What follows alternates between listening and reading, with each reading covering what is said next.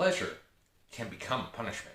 Hi, my name's Dave, and welcome to the Daily Stoic, 366 Meditations on Wisdom, Perseverance, and the Art of Living by Ryan Holiday and Stephen Hasselman. And today's February 13th. Pleasure can become punishment.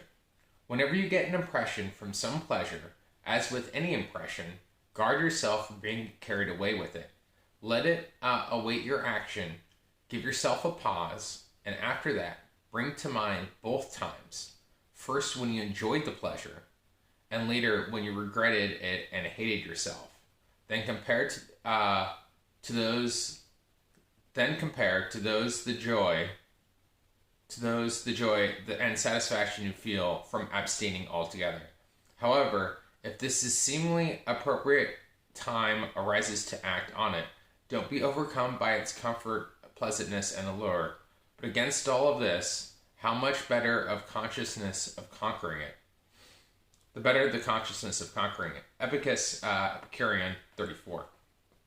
Self-control is a difficult thing, no question, which is why it's a popular trick from dieting might be helpful. Some diets allow a cheat day, one day a week in which dieters can eat anything and everything they want.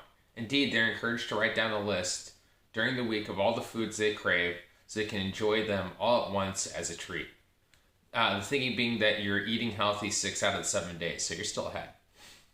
At first, it sounds like a dream, but anyone who's actually done this knows the truth. Each cheat day, you eat yourself sick and hate yourself afterwards. Soon enough, you're willing to abstain from cheating at all because you don't need it. You definitely don't want it, and it's not unlike a parent catching her child with cigarettes and forcing him to smoke the whole pack. It's important to connect the so-called temptation to its actual effects. Once you understand that indulging might actually be worse than resisting, the urge begins to lose its appeal. This way, self-control becomes the real pleasure, and temptation becomes the regret. Self-control becomes the pleasure, and temptation becomes the regret. Yeah, I think that's a great way of kind of flipping that.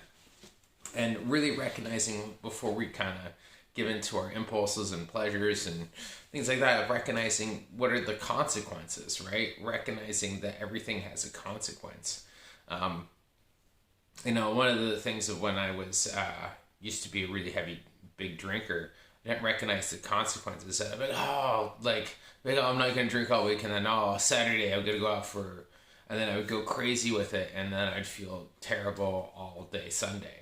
So, recognizing that, that for every action, there's an equal and opposite reaction or consequence for that action. And learning to find that the temptation itself is instead of the pleasurable act could actually come from the self-control, from abstaining, from saying no. There's times where I've gotten out of parties and I don't drink, and it's like, I actually have a better time, and with no hangover, which is amazing.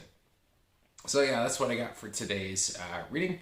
Thank you so much for joining me on this journey, and don't forget to like, subscribe, share, all that fun stuff, and I'll see you tomorrow. Have a great, if not better, day.